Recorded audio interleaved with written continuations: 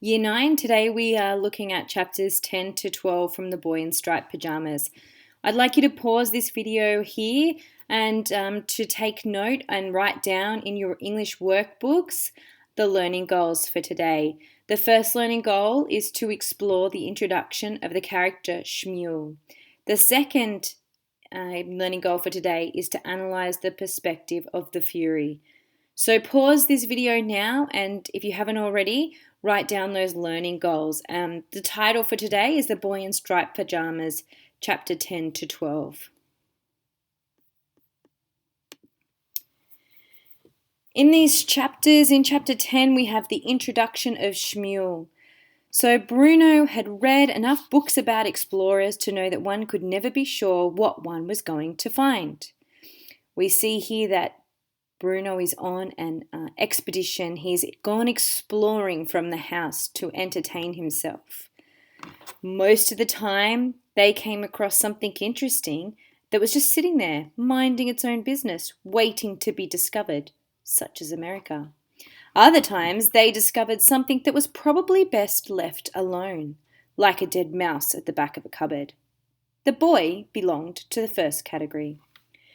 On Bruno's exploration, he comes across a speck that becomes a blob that then becomes a boy. So Bruno, in this chapter, continues to demonstrate his naive, innocent perspective of the world. He uses an analogy of America being discovered to highlight the positive nature of exploration. America's a great thing to have discovered, from his perspective. Boyne also uses the simile in parenthesis, that means in the brackets, parenthesis is in the brackets, like a dead mouse, to emphasize some discoveries that should be left alone. So to highlight that there are two types of discoveries an explorer can make, a positive one and a negative one. Bruno decides immediately that Shmuel fits into the first category, meaning he is a positive discovery. The first description of Shmuel. Bruno's character description of Shmuel provides a number of clues emphasizing the different circumstances of the two boys. Here we have, in the extract from chapter 10, the boy was smaller than Bruno and was sitting on the ground with a forlorn expression. He wore the same striped pajamas that all the other people on that side of the fence wore and a striped cloth cap on his head. He wasn't wearing any shoes or socks and his feet were rather dirty. On his arm he wore an armband with a star on it. The word choice here that he has used in forlorn expression in describing Shmuel's expression highlights how Shmuel is feeling dejected, abandoned and lonely. So straight away we know that Shmuel is isolated, that he is sad for some reason. Bruno also notices that he wears the same pajamas that he's seen on other people, highlighting again Bruno's naive perspective, as the dramatic irony is that the reader knows that they are the clothes that typify imprisonment of some kind. The description of Shmuel continued. Bruno and Shmuel, as they discover together by chatting, they have similarities that bond the boys. They are both born on the same day, which pleases Bruno, as he states excitedly, "We're like twins." While the boys have similarities, Boyne also emphasizes their differences. Shmuel is clearly miserable in his experience, highlighted in the physical description of him being dirty and forlorn. By contrast, we also know that Bruno comes from a wealthy, successful family. Yet Boyne highlights how intelligent Shmuel is. He can speak 2 languages, which shocks Bruno, who can only speak German, which we see here. Because you said hello in German, so I answered in German. Can you speak Polish? No, said Bruno, laughing nervously. I don't know anyone who can speak 2 languages, and especially no one of our age. I'd like you to pause the video now, and I want you to write down these questions in your English workbook and then answer them. You might need to go back and listen to the last couple of minutes of my video or have a look at the notes that you can see on the screen. And I want you to answer these questions. The first question is, write down one similarity and one difference between Bruno and Shmuel. So I want you to find one thing that's similar and one thing that's different. Question 2 is, why does Boyne reveal how intelligent Shmuel is? So I want you to think back to how Shmuel knows in chapter 10 about geography more than Bruno does, and also Shmuel can speak 2 languages. So why has the author decided to do that? Why has he revealed Shmuel to be intelligent? So please pause the video now, write down those questions, and then answer them. We're moving on to the next chapter, chapter 11, and in this chapter we have a description of the Fury. Adults in the novel fear the Fury. They acknowledge his authority and his power. They're in awe of him. Bruno's perspective of the Fury, however, is very different. Bruno's inexperience and innocence cause him to question the Fury's tiny moustache, undermining that sense of reverence and respect that the adults have of the Fury. We see that in Bruno's recount of the description of the Fury here. The Fury was far shorter than father, and not, Bruno supposed, quite as strong. He had a dark hair, which was cut quite short, and a tiny moustache. So tiny, in fact, that Bruno wondered why he bothered with it at all, or whether he had simply forgotten a piece when he was shaving. We continue to look at the perspective of the Fury here because it highlights how Bruno's perspective of the Fury is unique and countercultural to those around him. His perspective of the Fury is not blinded by fear and a sense of obedience. He freely and innocently reveals that the Fury is rude and disrespectful, highlighted by his lack of respect for Bruno's father. When he chooses to sit down at the table, he sits down at the head of the table, in father's seat. The exclamation mark demonstrates how Bruno is appalled at the Fury's manners.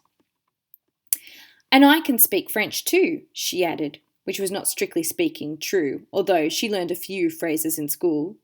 "Yes, but why would you want to?" asked the Fury, and this time no one laughed. Instead, they shifted uncomfortably from one foot to foot, and Gretel stared at him, unsure whether he wanted an answer or not. That extract shows the fear that the adults have of him. No one wants to say anything wrong in this situation. They're all uncomfortable. And this shows us that the Fury only wants to acknowledge the superiority of Germany. He doesn't want anyone to speak French and doesn't see that as a talent or as something of intelligence. He can only see it as a negative attribute of someone because German is the only language anyone would want to speak. The matter was resolved quickly, however, as the Fury, who was the rudest guest Bruno had ever witnessed, turned around, walked directly into the dining room, and promptly sat down at the head of the table, in father's seat, without another word. A little flustered, mother and father followed him inside, and mother gave instruction to Lars that he should start heating up the soup.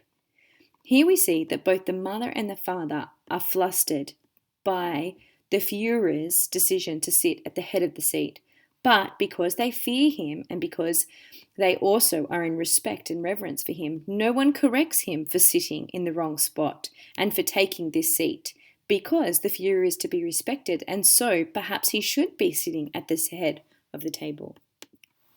I'd like you to pause the video now, and I want you to write this question down for chapter 11. Describe Bruno's perception of the Fury. Now remember that when you describe, you need to include 3 to 5 features and characteristics.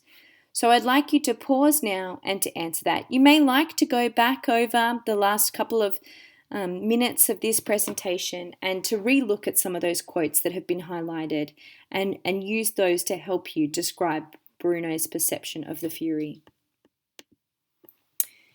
Chapter 12, Shmuel's story.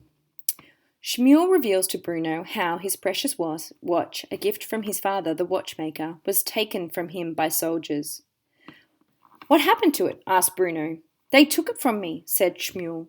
"Who?" "The soldiers, of course," said Shmuel, as if this was the most obvious thing in the world.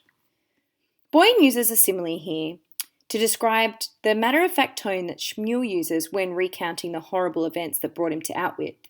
The simile is as if this was the most obvious thing in the world, comparing what Bruno has said and the way that he said it to being a very obvious statement. And this emphasizes the different perspectives of the boys. Bruno is oblivious to the suffering and injustice and persecution that Shmuel and the Jews have experienced. As Shmuel continues to recount his experience of how he came to be at Outwith, we see